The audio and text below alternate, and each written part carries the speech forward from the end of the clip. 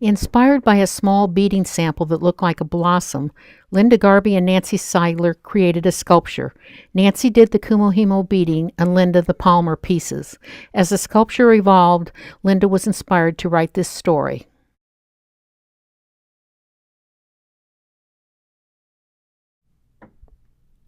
Wisteria. For a long time she thought her name was a question. Her earliest memories were of faces getting larger and larger as people leaned into the baby buggy to stare at her. It was always the same. The big-faced person would exclaim, "How cute! What's her name?" Her mother's smiling face would appear next to the questioner as she responded with great pride, "Wisteria." And then, just as both faces disappeared, she would hear the one-word question, "Wisteria?" frequently followed by, "How interesting," "Family name," or simply, "My goodness." Again and again this happened during daily buggy rides through the park across the street from her home. For quite some time she assumed all children had questions for names.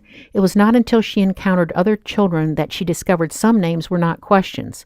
Mary, James, Alice, all sounded very different. It wasn't just the name itself, it was how people said them.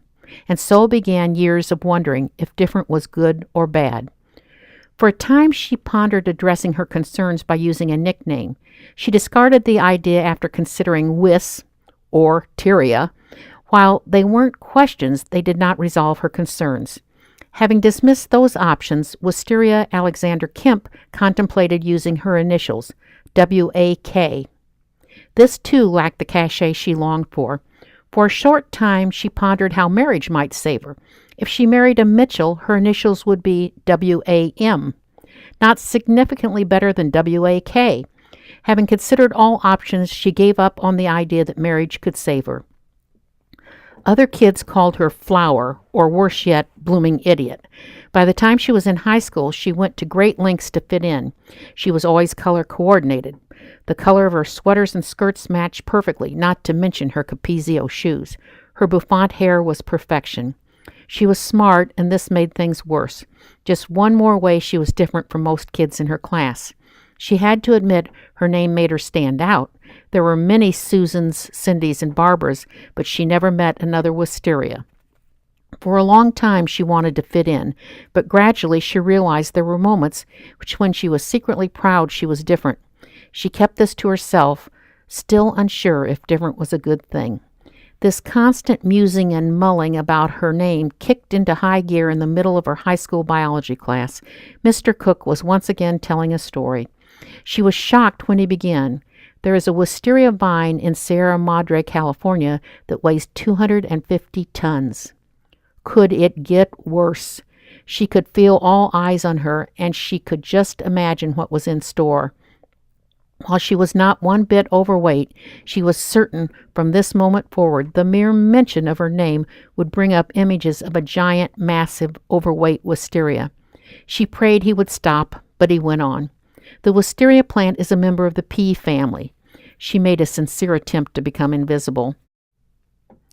He said wisteria is considered an invasive species due to its ability to overtake and choke out other native plants.